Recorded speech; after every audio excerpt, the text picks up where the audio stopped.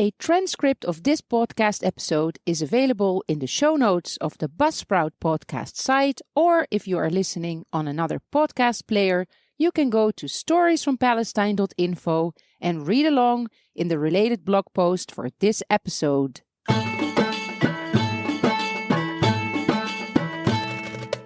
You are listening to Stories from Palestine podcast, a podcast that is recorded in Palestine and about Palestine. My name is Crystal. I am a Dutch woman who is married to a Palestinian, and I live with my husband and 2 children in Beit Safafa between Jerusalem and Bethlehem. I study the tour guide program at the Bethlehem Bible College, and I produce a weekly podcast about the history and cultural heritage of Palestine. If you want to get a weekly email reminder when a new episode is online, if you want to follow the podcast for photos and extra content on social media, or if you want to do a much appreciated donation on the Ko-fi platform, then click on the link in the show notes of this podcast.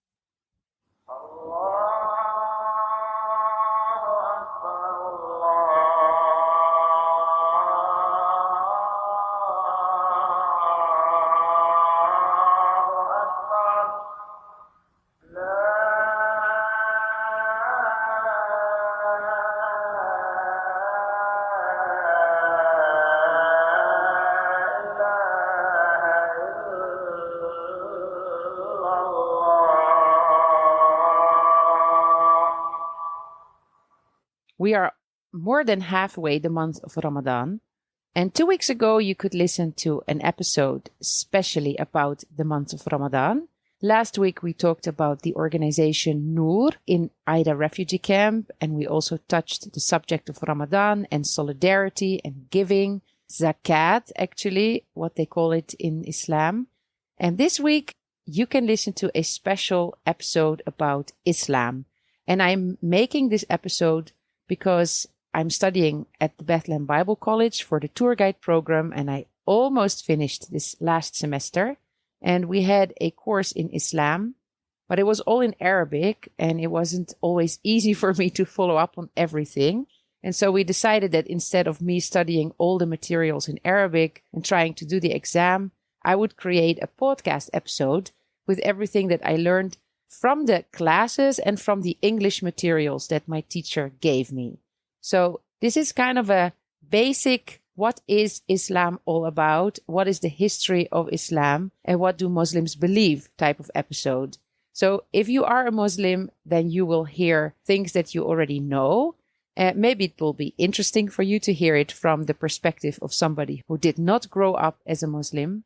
And if you don't know anything about Islam, then this may be your first introduction to what Muslims believe.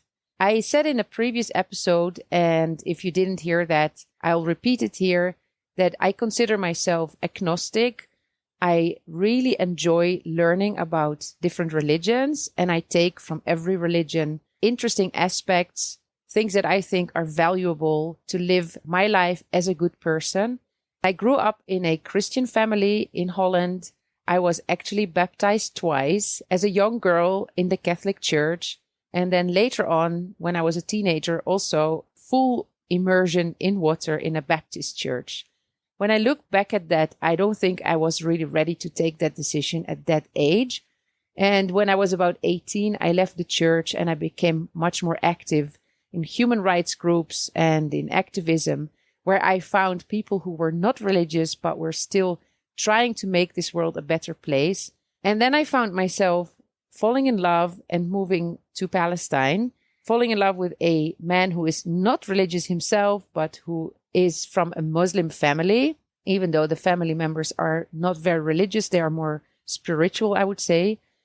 But in Israel, there is no way to get married between religions. There is no civil marriage. So I had to go to the Islamic court and become a Muslim, on paper at least, in order to get married. That is my background.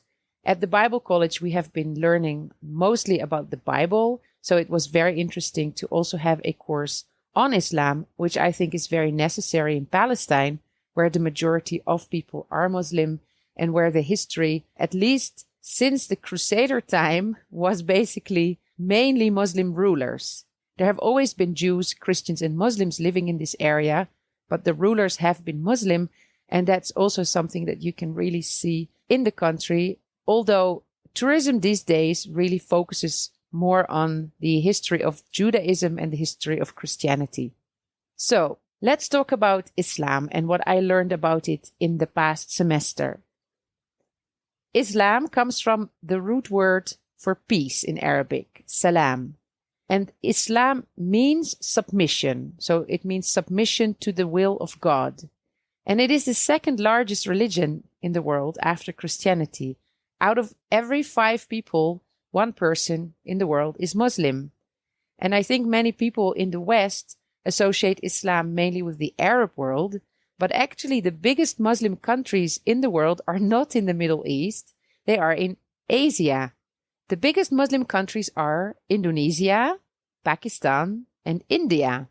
In Palestine, the vast majority of Palestinians is Muslim. According to the Palestinian Central Bureau of Statistics, 96.5% of the Palestinians in the state of Palestine, so that is in the West Bank and Gaza, is Muslim, whether they are practicing their religion or not, because as I said, here you are born with a religion. And I do know quite a lot of people who are registered as being Muslims, but may not practice that religion. In Islam, you have 2 major schools of thought. Maybe you've heard about them, the Shia and the Sunni. Now, the main point of difference between these 2 is mainly related to who were the entitled leaders of the Islam community after the death of the Prophet Muhammad. So the Sunni, they believe that it was correct when the community selected its own leaders, while the Shia believe that Muhammad had appointed his cousin Ali. And he was also the son-in-law of the Prophet Muhammad because he married his daughter Fatima. The Sunni and Shia believe in the same God. They abide by the same 5 pillars of Islam. They read the same book. They pray in the same direction. So there is no difference in that. These important issues are the same. It is merely the question of leadership. And obviously, these things also get quite politicized. In Palestine, the Muslims are mainly Sunni, but there were 7 Shia villages in the northern part of Palestine. These 7 Shia villages have all been depopulated in 1948 by the Zionist militias. And the people of these villages, they became refugees in Lebanon. Some of them are living here as internally displaced people in the new state of Israel. But currently, there is not really a Shia community in Palestine. So that's all about today. But how and where did Islam start? We have to go back in time to the 6th century AD. And in that time, Palestine was part of the Byzantine Empire. It was ruled from Constantinople, today's Istanbul, and it was the continuation of the Roman Empire in the east. The Byzantine Empire had Christianity as a state religion, and Palestine now is literally scattered with ruins of Byzantine churches. So in the 6th century, there were 2 monotheistic religions, Judaism and Christianity. Judaism had started with the story of Abraham, who seems to have been the first person that had a revelation from God that he should not worship any other gods, only him. It was very common in that time to worship different gods, gods related to the sun, to the moon, to the harvest or fertility, and they worshipped the gods through idols. And out of Judaism came Christianity. Jesus himself was born in a Jewish family. He was studying the Torah. He used to attend and later even preach in synagogues. And his first followers were all Jews. Only later his followers were called Christians, and then they stopped associating them as Jews. So in the 6th century, there were Jews and Christians living in the region. And some of them, they traded with the Arab tribes in the Arabian Peninsula. There were even some Christian and Jewish tribes that lived in Arabia. In that time, Mecca was an important town. A lot of traders used to pass through Mecca, and the most important tribe of Mecca was the Quraysh tribe. And it was in this tribe that Muhammad was born. His father's name was Abdullah ibn Abdul Muttalib, and his mother's name was Amina bint Wahab. But he never met his father because his father died before he was born, and his mother passed away when he was only 6 years old. So he was a young orphan. But as usual in the tribal culture, a family member took care of him. And first it was his grandfather, Abdul Muttalib. He took care of him until he died, and then his uncle, Abu Talib, became the guardian of Muhammad.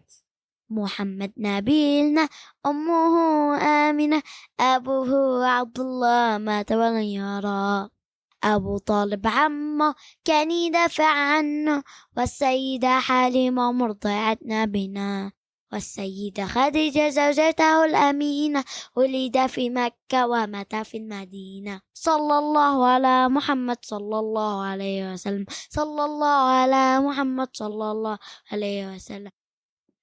As a young boy, he was a shepherd, and later, when he became older, he used to join his uncle, who was a merchant, and they went on these trade caravans to trade in commercial centers. And he became known as a very honest and reliable trader. In that time, there was a very successful female trader of a wealthy and powerful family, and her name was Khadija. She noticed his skills and his honesty, and it was she who suggested to him to get married. And it's interesting to realize that she did not need a man for protection. She was 15 years older, she was well established, and it was she who asked him to marry her. And they had a very good and long marriage. Muhammad did marry several other women later in his life, and it was pretty common in that time. It was especially to protect unmarried women or women who lost their husbands. And it was also the time where people made political marriages. So they would have loyalty of other tribes. They lived in Mecca, and in Mecca there is the Kaaba. I think most of you have heard about the Kaaba in Mecca. Probably you know that Muslims make pilgrimage to Mecca and to the Kaaba. They have to do this once in their lifetime. It's one of the 5 pillars of Islam, and we will talk about it later. What is the Kaaba? The Kaaba is a shrine. It's a place of worship. What does it look like? It's a cuboid-shaped structure. It's made of stone, and it is always covered with an enormous piece of black cloth. It's made of silk, and it's called the Kiswa. And on it there are verses of the Quran embroidered with golden silk threads. The Kiswa is made in Saudi Arabia, and it is replaced every year with a new version. The function of it is not only to protect the Kaaba from the elements, from the wind and the sun and the rain sometimes, but it is more also to glorify this holy site. In the time that Muhammad lived in Mecca, the Kaaba was already there. It was already a place where people worshipped. But they didn't worship one God. They had idols inside the Kaaba that they prayed to, and they were hoping that these idols would plead for them with the gods. There are 2 beliefs about the origin of the Kaaba. Some Muslims believe that the Kaaba was originally built by Adam, the first man, and some Muslims believe that it was set up by angels. What it represents is the house of God on earth. The building that we see in Mecca today is not the original building because it has been rebuilt several times over history. So in the time of Muhammad, before he started to receive revelations from God, there was already a yearly pilgrimage. Bedouin tribes would come from all over the area to the Kaaba for a pilgrimage. And it was one of the important sources of income also for Mecca. It could get very crowded in the town around the annual pilgrimage. And it seems that Muhammad was not a big fan of these pilgrimages, all the hustle and bustle in the city. So he used to retreat into the mountains in that period of time, and he would go to a cave to find some peace and quiet. It seems that he went to this cave to meditate. And then one day, when he was 40 years old, as he was meditating in the cave, he heard a voice. And this voice is said to have been the voice of the angel Gabriel, the same one that we read about in the Bible. In Arabic, you pronounce it as Jibril. And Jibril told him in Arabic, recite. And Muhammad answered him that he didn't know what to recite. And Jibril repeated this request another 2 times, recite. Muhammad kept answering that he didn't know what to recite until the words came from God to him. And these revelations kept coming for the next 23 years until he died. So he did not receive the whole Quran in one day. It happened over a long period of time.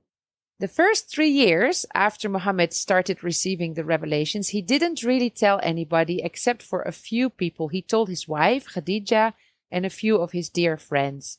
But only after 3 years, he went public with the messages of God. How did he do that? He invited representatives from important families of the Quraysh tribe, and he made them a good dinner to make them feel comfortable. But at the first meeting, he did not tell them yet. Then he invited them a second time, and then before the dinner started, he told them about the revelations he was receiving from God. The guests must have stared at him in amazement. After all, Muhammad was just one of them, and they had seen him growing up as a normal boy, an orphan, raised by his uncle, so they did not believe him. And I don't think they finished their dinner. So Muhammad started with only a few followers, and it wasn't easy because they were actually persecuted by the Quraysh. And Muhammad even told some of his companions to go and find safety in Abyssinia, which is today's Ethiopia. The situation became so difficult that Muhammad had to decide to go away out of Mecca, and he had an invitation from the people in a town called Yathrib, about 450 kilometers north of Mecca. So he decided to migrate, take all his people, and go to Yathrib. As they started to live there, the name of the town changed from Yathrib to Il-Madina Il-Munawwara, which means the city of the enlightened, referring to Muhammad. And eventually the name was shortened from Al-Madina Al-Munawwara to Al-Madina, and that's what we call it until today. And Medina is actually just the Arabic word for city. So the city is called city. This immigration is called the Hijra. This is the Arabic word for migration. And this happened in the year 622. And in the previous episode about the month of Ramadan, I explained that this became the starting point of the Hijri calendar. The Islamic calendar starts in 622, the year in which Muhammad migrated with his people to Medina.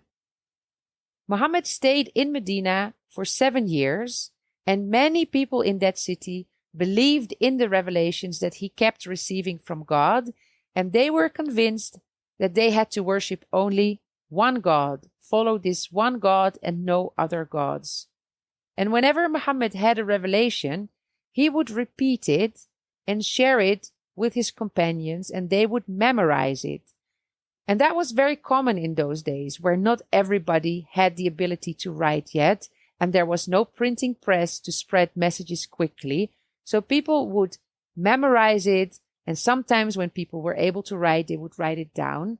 But it was all done by hand, the writing, so it took time. So memorizing and sharing messages orally was just very common. It was only after the death of Muhammad, and when the companions were getting older and started to realize that it was important to write it down for future generations, that the Quran was really compiled some years after Muhammad's death, and all was written down. 2 people were mainly responsible for this. The first one was Abu Bakr. He was the companion who became also the first leader of the Muslim community. And later, Uthman ibn Affan recompiled the Quran to create more uniformity. So this standard version of the Quran is called the Uthmanic Codex, and it is used until today. The difference between the Bible and the Quran is that the Bible is not considered to have text that was literally dictated by God to the writers. It is believed that the writers were inspired by God, but they did not literally receive what they had to write down, while the Quran consists of words that are believed to have been directly spoken to Muhammad by God. And these words came in different moments, and they were actually not a coherent text. So the different verses or surahs had to be collected and then written down in a way to form some coherency. And the one who was commissioned with collecting all these verses was called Zayd ibn Thahib. And he would write down the verses only after he validated them with at least 2 other companions. So this process of what we call canonization of the Quran ended about 20 years after the death of Muhammad, and the codex is called the Codex of Uthman bin Affan. The Quran has 114 surahs or chapters, and each chapter is divided into verses or ayat. The shortest surah is called Kautar and has only 3 ayat, and the longest surah is Surah Al-Baqarah, that is 286 verses. بسم الله الرحمن الرحيم قل هو الله أحد الله الصمد لم يلد ولم يولد ولم يكن له كفوا أحد صدق الله العظيم. And which surah was that, Louisa? This was Surah Al-Ikhlas. There is in the Quran a whole chapter dedicated to Maryam, or Mary, the mother of Jesus. And Jesus is considered by Muslims as one of the prophets sent by God. In Arabic, Jesus is called Isa, and he is highly appreciated by Muslims. It is even believed that in the last day, the day of judgment, it will be Isa who will come and defeat the false Messiah. It is even believed that he will defeat him here in Palestine at the gates of Al-Lud. If you listen back to the episode I did, the trilogy from Jerusalem to Jaffa, we talk about Al-Lud. Now back to the Prophet Muhammad. He returned from Medina, where he was living for 7 years. He returned to Mecca, and without bloodshed, he managed with his followers to take control over Mecca. And then he went to the Kaaba, the holy shrine, and he removed all the 360 idols that he found there. And he established in Mecca the monotheistic religion. Before he died in 632, the greater part of the Arabian Peninsula had already become Muslim. Muhammad died in Medina. He became sick and he passed away. His final resting place is in the mosque that he originally built himself, but over time it has been expanded and renewed. And this mosque is called Al-Masjid Al-Nabawi, the Mosque of the Prophet. And the Mosque of the Prophet, Al-Masjid Al-Nabawi, now is the second holiest site in Islam after the Masjid Al-Haram in Mecca. After the Prophet died, his companions didn't only write down the revelations that he had from God, they also started writing down the words and the actions and the silent approvals of the Prophet to give people a direction of how to live and how to worship, to show the example of Muhammad. And we speak about Sunnah when we mean the traditions and the practices of Muhammad. So these are like a model for Muslims to follow. This is what all Muslims in the time of Muhammad used to see. This is what they followed and passed on to the next generation. And the Sunnah is documented in what is called Hadith. So when we speak about Hadith, we're not talking about the words of God to Muhammad, but about his way of life, his way of thinking and doing, and it's written in the Hadith. So this is the oral communication that was later collected by compilers and written down on the life of Muhammad. So let's talk about now the main tenets of Islam. We call them the 5 pillars of the Islam, and these are commanded. So if you are a Muslim believer, then these are the golden rules that you must follow. First of all, you have to proclaim that you believe in only one God and that Muhammad is his prophet. We call this profession of faith the Shahada. And in Arabic, you say, there is no other God than God, and Muhammad is the messenger of God. أشهد أن لا إله إلا الله أشهد أن محمد رسول الله أشهد أن لا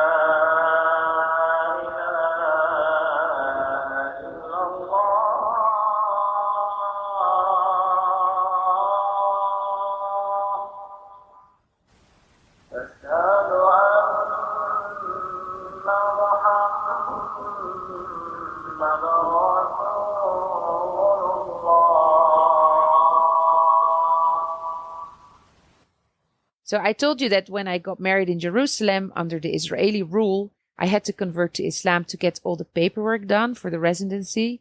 So I went to the Islamic court and I had to proclaim this very sentence. And personally, I had no problem in doing that because I feel that there is only one source. And I also have no problem imagining that Muhammad was a messenger, just like I personally believe that there have been many messengers of God and we can all be messengers of God if we are truly in connection to our source. But I was and I am not ready to dedicate to the other 4 pillars of Islam, so that makes me, I guess, a Muslim only on paper. The second pillar of Islam is called the Salat, or the prayer. And you have to pray 5 times a day at set times. And the prayer times are related to the sun, not to the moon. Remember, the Hijri calendar is a moon calendar, and that's how the year is divided. But the daily prayers are related to the sun. So the first prayer would be at sunrise, and it's called Fajr. It's the sunrise prayer. Then the second prayer is when the sun reaches its highest point, and it's called Dhuhr. The third prayer is when the sun moved halfway down from its highest point towards the sunset, and it's called Asr. This is the afternoon prayer. And then at sunset, you have the fourth prayer, Maghrib prayer. And then in the night, there is another prayer called Isha. And there is actually a window of time, let's call it, for these prayers. So you don't have to perform the prayer exactly at the time that they call for the prayer when you hear the adhan from the mosque. Although if you want to pray together in congregation in the mosque, you should probably go when you hear the adhan, because then you will have most people going to the mosque. But if you are at home or at work, you can pray in a time frame between the beginning of the prayer time until the next prayer time. And Muslims can pray wherever they are as long as they pray in the direction of Mecca. This is called the Qibla, the direction of prayer. I'm sure everybody has seen Muslims pray, whether it was in real life or on television, and you see that they do certain movements. These movements include bending down, bringing the face to the ground, and that's why they will usually use a special prayer mat for hygienic purposes, because you touch the ground with your head. And the movements are accompanied by reciting the prayer. It's interesting that according to research of Binghamton University in New York, the movements have a similar benefit as certain yoga movements. They help reduce, for example, lower back pain. They keep your body fit if you perform it correctly and several times a day. So I think that's a big thumbs up for the Salat. And I think that people who do yoga are doing something similar. And for me, it's actually an interesting aspect of the Islam. The third pillar of Islam is called Zakat. Zakat is a religious duty to share from your own wealth with others. There's no specific guideline in the Quran about how much money you should share, but it is customary practice to give about 2.5% on capital assets. So the zakat is calculated over assets that you have that are above what you need for daily life. The fourth pillar of Islam is fasting during the month of Ramadan. In Arabic, it's called Sawm. And to learn more about that, you can listen back to episode 14, in which we explained everything you need to know about the month of Ramadan and fasting. The fifth pillar of Islam is the Hajj, the pilgrimage. And the pilgrimage is obliged for every Muslim who can financially afford it and is capable, healthy enough to make this journey to visit the Kaaba in Mecca in Saudi Arabia at least once in your lifetime. This Hajj, this pilgrimage, has to be performed in a specific time, in the 12th, the last month of the Islamic Hijri calendar. It takes place between the 1st and the 10th day of this month, and the 9th day of that month is called the Day of Arafah, and it's the most important day because that is a day that commemorates the last speech that Muhammad gave on Mount Arafat before he passed away. So what happens during this Hajj in Mecca? First of all, imagine we're talking about 2.5 million people in 2019 came together. That's the last time before the COVID pandemic hit the world. 2.5 million people attended. During pilgrimage, all that attend are wearing a white, seamless garment. They all look the same, all equal, all similar. They don't smoke. They abstain from sex. They don't cut hairs or nails also in those days. And the whole experience in Mecca includes several traditions. First of all, they will carry out what is called tawaf. It means that they will walk around the Kaaba counterclockwise for 7 times. And this is basically a sign of unity, of harmony. To walk together with so many people around the shrine is a sign of unity. And then there is another ritual that is carried out, also 7 times, and that is walking between 2 hills. There is a hill called Safa and a hill called Marwa. And this commemorates the story of Hagar or Hajar and Ishmael. In the Bible, in the Old Testament, there is a similar story that you may recognize if you are familiar with the Bible. According to Muslims, Mecca is the place where, before a town started growing there, so in the time when it was still just a desert, Abraham, or Ibrahim in Arabic, came and left his son Ishmael, he was still a baby, with his mother Hagar or Hajar in the valley, and he was commanded to do so by God. And Hajar went to look for water because she had to drink and her son had to drink. She was still nursing him. So she had to leave him and she ran up the hill of Safa to see if she could find any spring around. And she didn't see anything, so she ran back down and she ran up the other hill, the hill of Marwa. And she repeated this 7 times, trying to find water, to find a spring, until the angel Jibril came and he made a spring of water appearing from the ground. It is called the Zamzam spring, and it is now located within the Masjid al-Haram, the holiest place in Islam, the mosque in Mecca. There are some other rituals, including picking up stones or pebbles and throwing them at 3 pillars that actually have been recently replaced by 3 walls. That symbolizes hitting the devil. The pilgrims throw 7 stones and they do that 3 times to hit the devil. And then they spend a day on Mount Arafat, where the Prophet delivered his last sermon, and there they pray all day long for forgiveness of their sins. The end of the Hajj is called Eid al-Adha. It's a feast that is personally my least favorite moment of the year, because it's the day when they sacrifice an animal, usually a sheep.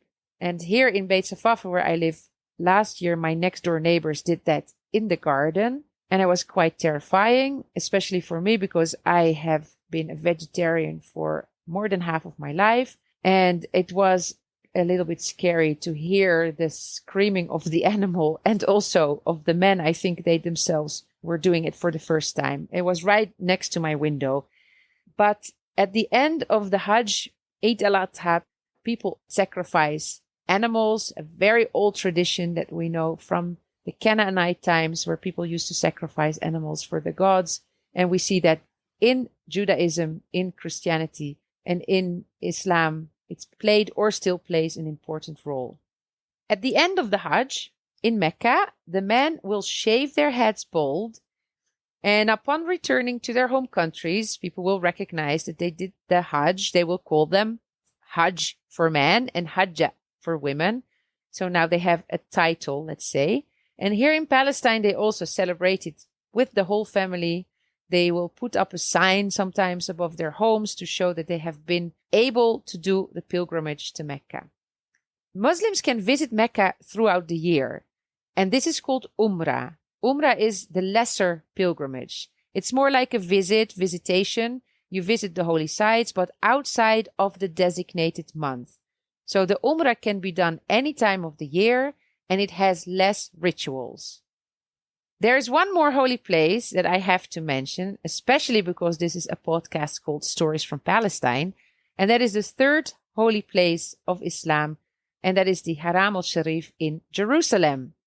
According to Muslim tradition, the Prophet Muhammad experienced a night journey from Mecca to Jerusalem. Now, you will find different opinions even within Muslim community whether this story is to be taken literally or more spiritually. But let's say for the literal understanding, this night journey took place on a winged horse called Al-Buraq. Al-Buraq took Muhammad from Mecca to Jerusalem, the place that had been the Qibla until that moment. It had been the direction to which they prayed from Mecca. Remember, for Muslims, many of the patriarchs and the prophets of the Jewish and Christian religion were also of great importance. And Jerusalem was the Qibla for Jews, Christians, and Muslims until God revealed to Muhammad that he had to change the Qibla to Mecca. So from the sacred place of worship in Mecca to the further place of worship, and that is the meaning of Aqsa. When you hear the word Aqsa, it means the farthest. So from the sacred place to the farthest place, Aqsa, that's where Muhammad went. And when he arrived there in Jerusalem, he was lifted up from a rock on the mountain, ascending into heaven. It is said that he was accompanied by the angel Jibril and that he moved through the 7 heavens towards God. And along the way, he met prophets like Adam, like John, Yahya in Arabic, like Jesus, Isa, like Joseph, Yusuf, like Idris, like Harun, Aaron, Musa, Moses, and Ibrahim, Abraham. And then he came up, he visited hell and paradise. And it is said that Musa spoke to Muhammad, the prophet Musa, Moses, and that he told him, Muhammad, you are more highly regarded by God than myself, and your followers will outnumber my followers. Then Muhammad appeared before God, and he was told to recite the Salat, the ritual prayer, 50 times every day. And then Musa advised him to plead for a reduction of that number because 50 times would be too difficult for the believers to do. So eventually, the number of times was reduced to 5 times a day. Then Muhammad returned to the earth and he returned to Mecca. This night journey in 2 parts is called Isra and Ma'raj, the Ascension. Now, when you are in Jerusalem, you can't miss that golden dome on the Haram al-Sharif, the golden dome, the noble sanctuary. And sometimes people confuse between the names of the Dome of the Rock, the Aqsa Mosque, and the Qibli Mosque. So let me explain what I learned in school. The whole area on top of the hill, including that golden Dome of the Rock, and including the Qibli Mosque, which is the mosque with the gray dome, including all the different shrines and domes and fountains and platforms, the religious schools, the gates, that whole area is called Aqsa. That's the Aqsa Mosque. That's the Aqsa compound or the Haram al-Sharif, the noble sanctuary. And that is what Jews refer to as the Temple Mount. According to many Jews, This was the place where Solomon built a temple around 3,000 years ago. After the destruction of that temple by the Babylonians in the 6th century before Christ, they rebuilt the temple, and the second temple was destroyed in 70 after Christ by the Romans. That's what many Jewish people believe, and many of them think that they will have to rebuild the temple again, the third temple. But for Muslims, the holiness of the site is related to this story, the ascension of Muhammad from this place, and the stone that is indicated to have been the place from where he ascended is now the central place inside the Golden Dome of the Rock. So the Golden Dome of the Rock itself was built as a shrine to commemorate that event. And I will definitely at some point in the future have an episode about the Aqsa. I will try and visit it and interview somebody who is well educated so they can introduce us to the history and architecture of the Aqsa Mosque. And now, before I will wrap up this episode, I want to add a few more things that I learned. And that is that Muslims believe in angels, and they believe that angels are created from light and that they do not have a free will like people, but rather they serve God and they bring messages to humans and they protect humans. So they believe that each person has two angels that accompany them, and they also record all the words and behavior and deeds of people that will be presented on the day of judgment. Muslims believe in an afterlife. There is heaven and hell. And on the day of judgment, all will be raised from the dead, and each person will be judged according to their deeds. Muslims believe that bodies and souls will be joined, and that heaven or hell will be fully experienced. Muslims believe in prophets and in messengers. Many of the prophets that are mentioned in the Bible are also mentioned in the Quran as messengers of God. For example, Noah and Abraham, Moses, David, Jesus. They're all mentioned, and then Muhammad was the last messenger. You may have heard Muslims saying the name of Prophet Muhammad and then they add Sallallahu ala Muhammad sallallahu alayhi wasallam. This means that Allah sends prayer and peace upon him. It's basically a prayer for Muhammad and a way to express respect. According to Islam, people are born equal. There is no superiority of one over another. The human diversity is considered as a sign of richness and a beauty of God's creation. There are no holy men or saints in Islam. There are some spirits, like for example Al-Khadr, that I spoke about in previous episode. They are thought to be of support to humans. And there are, of course, scholars who studied Islam and they are respected for their knowledge, but they are not considered as middlemen between God and humans. Muslims believe that the God of the three monotheistic religions, the God of the Jews, the God of the Christians, is the same as their God. And of course, we know that in Arabic, God is Allah, but for them, they all belong to the same religious tradition. They are all called the people of the book. Their scriptures were all inspired by the same God. So the Bible, the Old Testament, and the New Testament are also holy to Muslims. They believe that the Quran was the final revelation of God, but the other scriptures are also inspired by God. Muslims don't have clergy, so basically any Muslim could lead the prayer, but mostly you will see that there are people who are educated in Islam and oftentimes also see it as their responsibility, even as profession, to lead people into prayer. The one who leads the Friday prayer in the mosque is called the Imam. Here in Beit Safafa, where I live, our neighbor is referred to as a sheikh. And generally the word sheikh is used for older men who are highly honored in their community. Our neighbor isn't that old. I find it a bit hard to estimate because he wears a long beard and traditional long clothes, but I assume that he is not older than 50.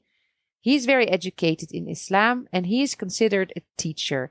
And he also fulfills several important roles in the community. For example, making wedding contracts, giving advices, but also when somebody passed away and the ritual washing has to be done of the body, then he would do that.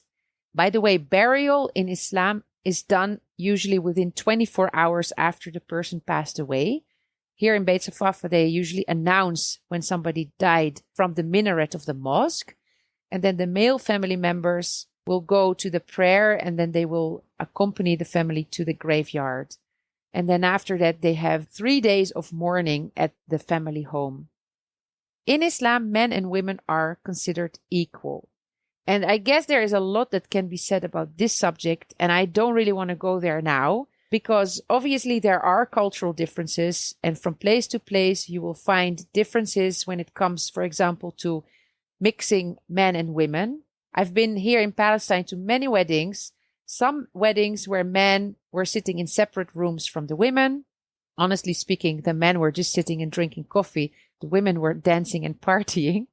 And I've also been to weddings where everybody was dancing together and it was all mixed. So this also depends a lot on tradition and culture within families and within countries. Women have rights in Islam and many books have been published about this topic. So for those who want to explore further, I would say try and read up a little bit more about it. But I realized here in Palestine that it is easier for a Muslim woman to divorce her husband if she feels that he is not treating her well than it is for a Christian woman in Palestine.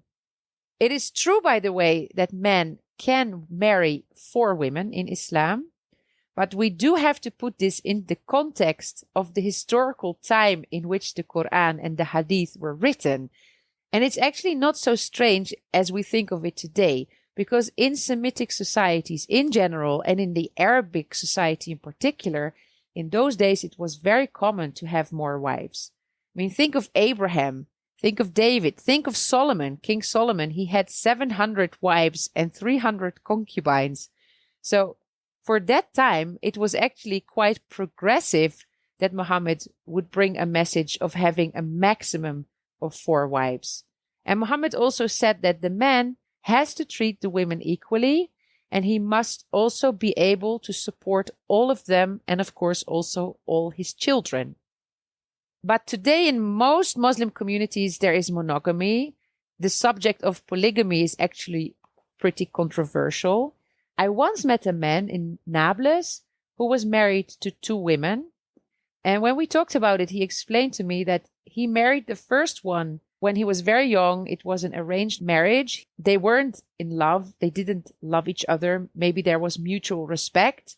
He was treating her well, but then he found true love and he went to his first wife and he asked her what to do. And basically, rather than divorcing her or having an affair, he came out publicly and she accepted the new wife. They were not living in the same house. He would sort of go between their houses. But yeah, in this way, she did not lose her reputation. She did not have to move back with her family because that would be the consequence. If you get divorced here, you move back to live with your family. And he took care of both of them.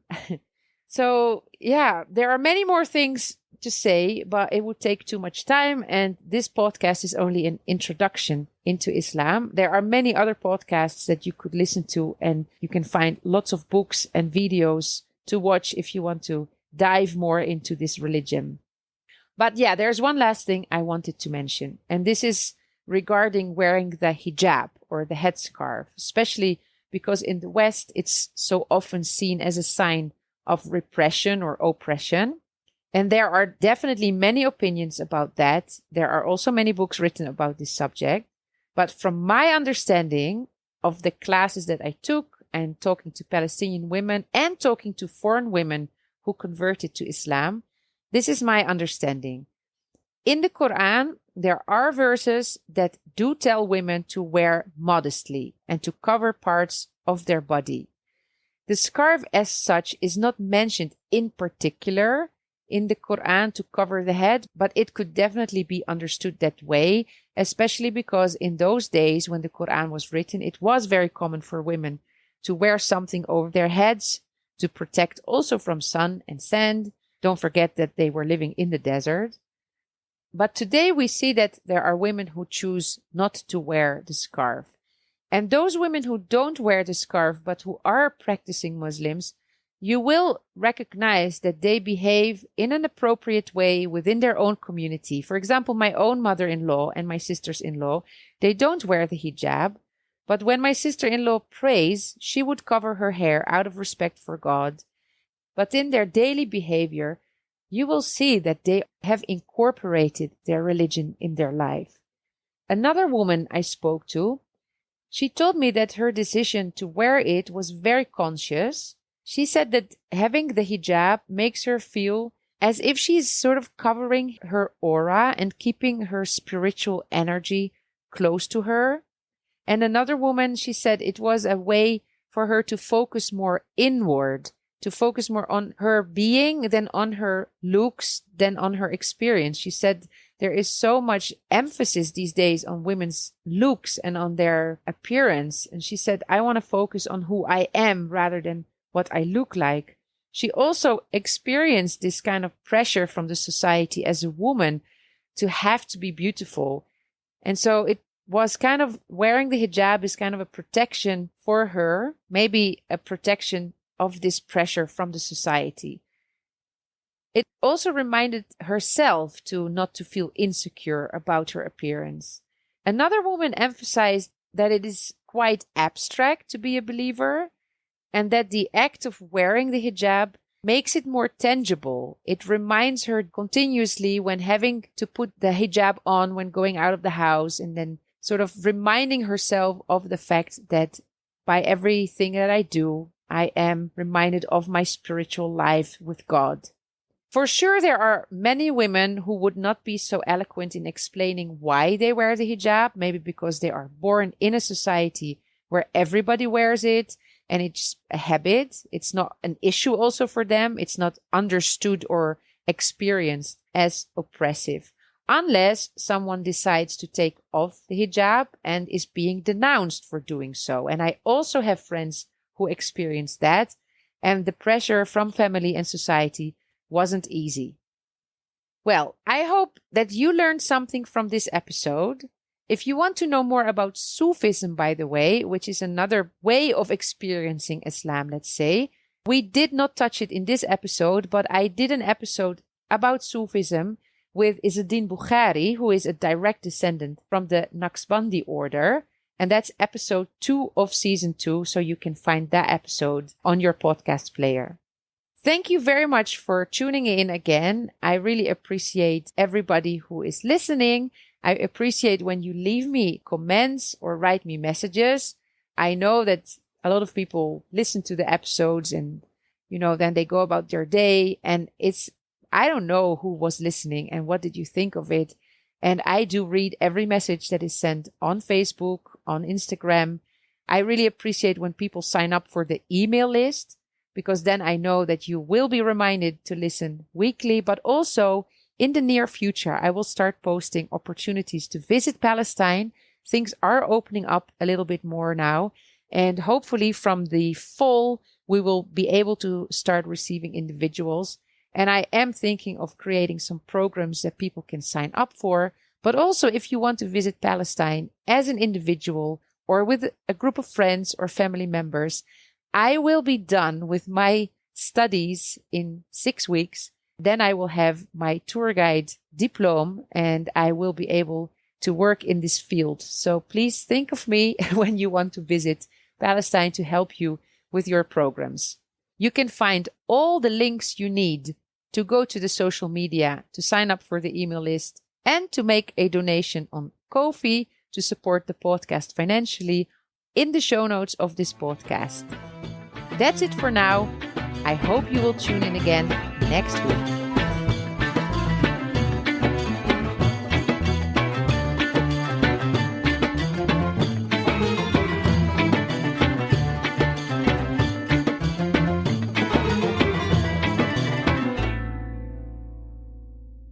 For the Dutch organization Pax for Peace, I recently produced the Pax Palestine podcast trilogy.